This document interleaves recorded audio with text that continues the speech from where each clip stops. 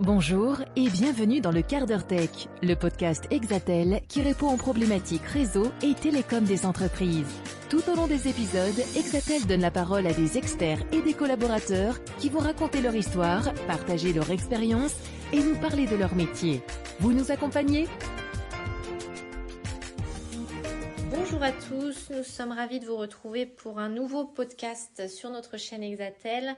Aujourd'hui, au menu télétravail, attention aux menaces cyber. Le télétravail, c'est largement répandu. Vous en faites peut-être vous-même régulièrement ou de façon plus ponctuelle. Et donc la thématique de la sécurité informatique est très importante. C'est un sujet auquel on pense un peu moins quand on parle de télétravail. On parle d'organisation, de communication, mais moins de sécurité. Et donc c'est un axe que l'on voulait aborder aujourd'hui. Et pour m'aider à répondre à toutes nos questions, nous sommes aujourd'hui avec Samuel. Bonjour à tous. Bonjour Samuel, tu es ingénieur avant-vente, plus particulièrement spécialisé sur les questions réseau et sécurité. Pourquoi avoir choisi ce métier et ce domaine d'expertise ? Eh bien, j'aime particulièrement accompagner les clients et les commerciaux afin de leur apporter une expertise et de répondre à leurs besoins. Et donc, c'est comme ça que tu es arrivé chez Exatel, que tu nous accompagnes et que tu accompagnes nos clients depuis quelques années. Oui, tout à fait. Voilà. Pour ma part, je suis Céline, je travaille au service marketing et communication de l'entreprise. Et donc, tous les deux, on va évoquer la problématique télétravail et cyber. Je te propose de rentrer dans le vif du sujet en parlant télétravail. Plus particulièrement pour le moment, la crise Covid, elle a été comme un booster du télétravail. On en parlait déjà un peu avant, mais c'était quelque chose qui concernait assez peu de personnes.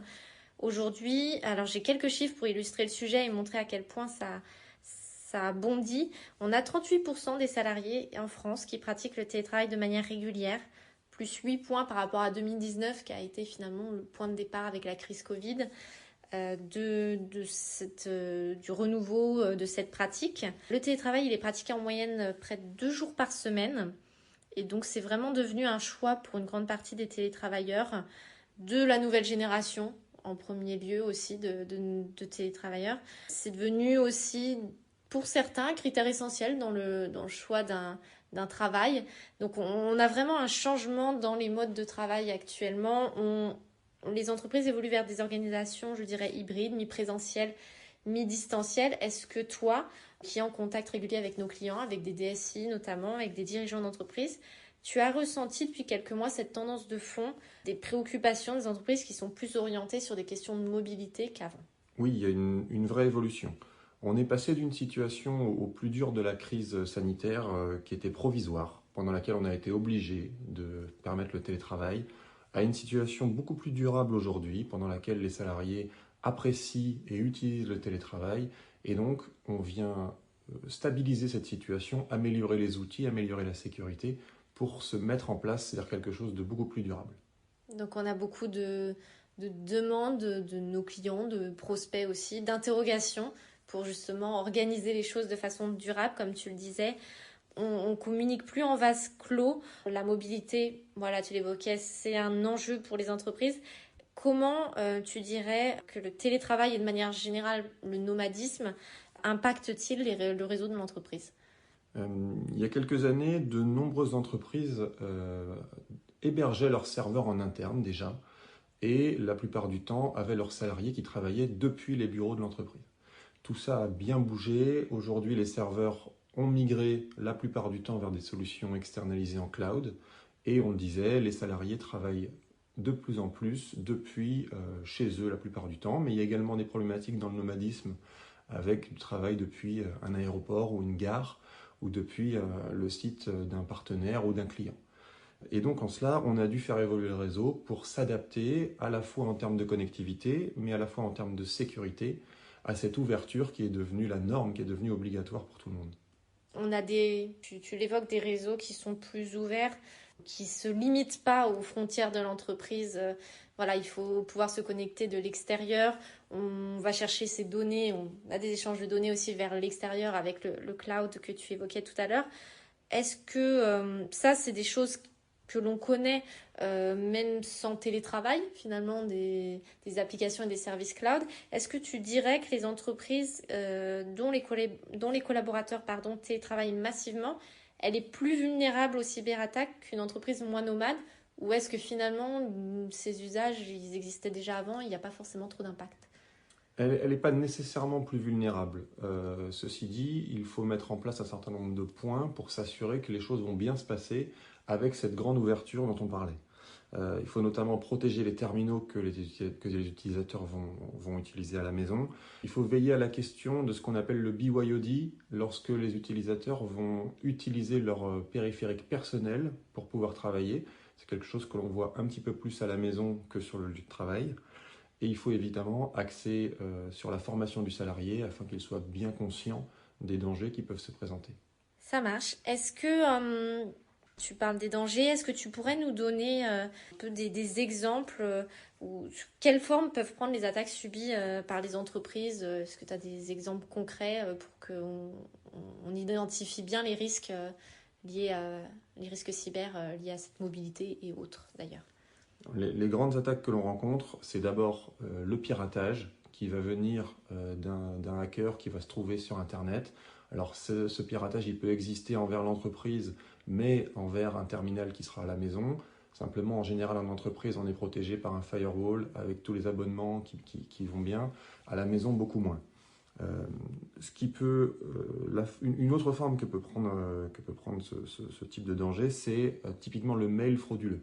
On a beaucoup de sollicitations par mail qui arrivent. Quand on est à la maison, on a peut-être tendance à lire un petit peu plus ses mails perso que quand on est au bureau. Et le mail est un vecteur très important de danger, que ce soit parce que le mail vient d'une personne, on prétend qu'il vient d'une personne alors que ce n'est pas le cas, ou que ce soit en cliquant sur des liens dans les mails pour soutirer des informations personnelles. Voilà. Le mail est un vecteur très important. Le dernier point, c'est le téléchargement. Lorsque un salarié va télécharger un document ou un programme, il faudra qu'il s'assure qu'on a bien une source fiable et qu'on n'est pas en train de télécharger quelque chose de vérolé. Tu parlais dans ma question précédente du BYOD et de ses impacts, de l'utilisation de terminaux personnels dans un cadre professionnel, si je peux résumer ça comme ça. Pourquoi utiliser un terminal personnel serait plus dangereux que le terminal pro, j'allais dire? Parce que la plupart du temps, les organisations et les entreprises vont s'assurer que les terminaux qu'ils confient à leurs salariés sont bien protégés d'un antivirus et sont bien à jour pour l'ensemble des choses qui sont installées dessus. Lorsqu'on utilise un autre terminal, on n'a aucune maîtrise de la protection appliquée sur ce terminal et la mise à jour des différents programmes qui s'y trouvent. Oui, on sait tous qu'on repousse quand il y a la mise à jour qui arrive parce qu'on n'a pas envie de redémarrer l'ordinateur. Finalement, voilà, je pense qu'on visualise bien le problème.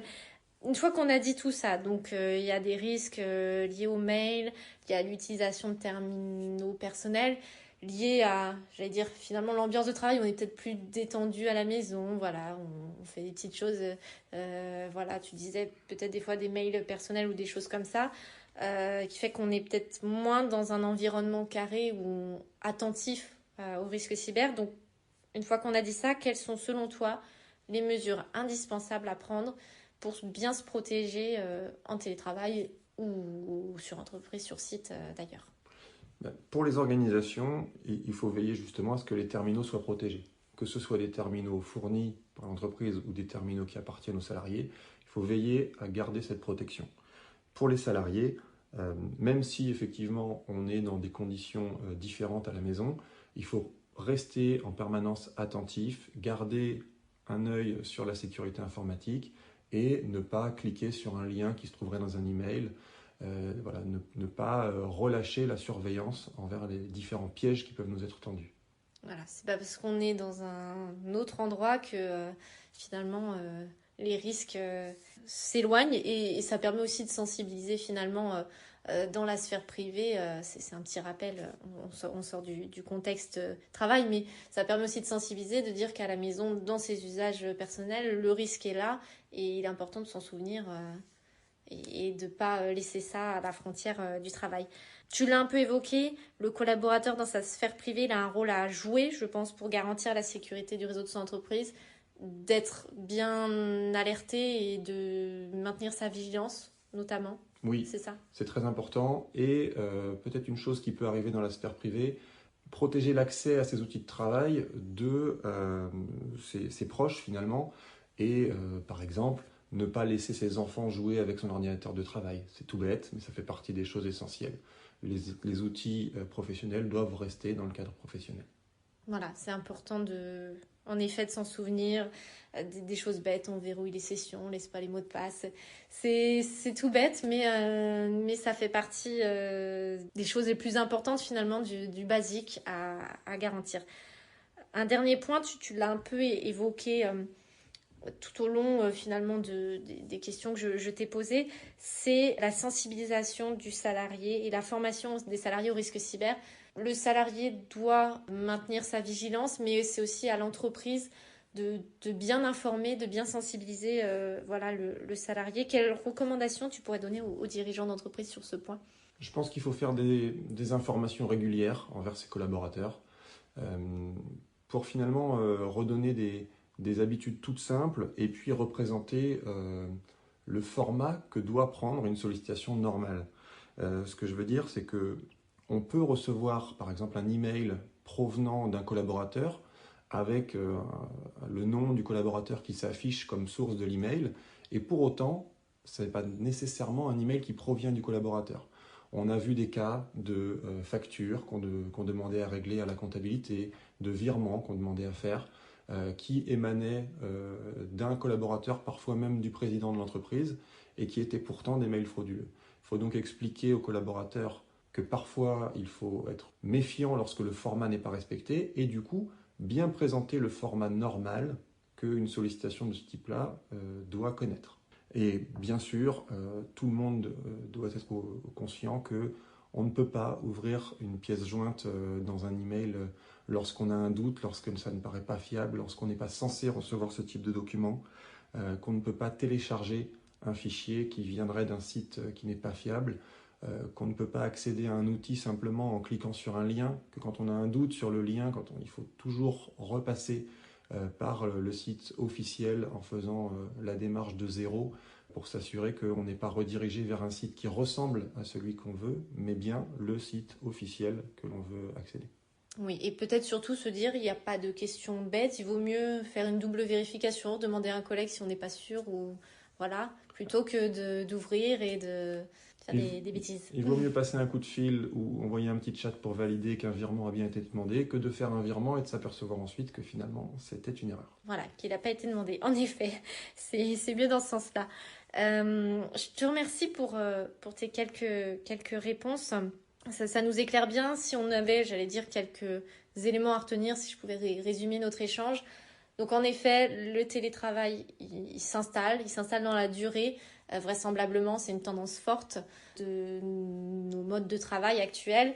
Les entreprises, pour ça, tu l'as ressenti, elles adaptent leur processus dans la durée. On passe du rapide, de la réponse à l'urgence à la durée.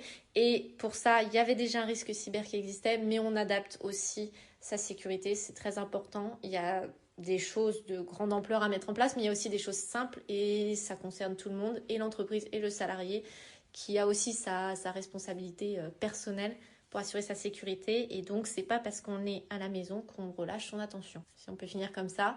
Voilà, surtout ça. Tout à fait.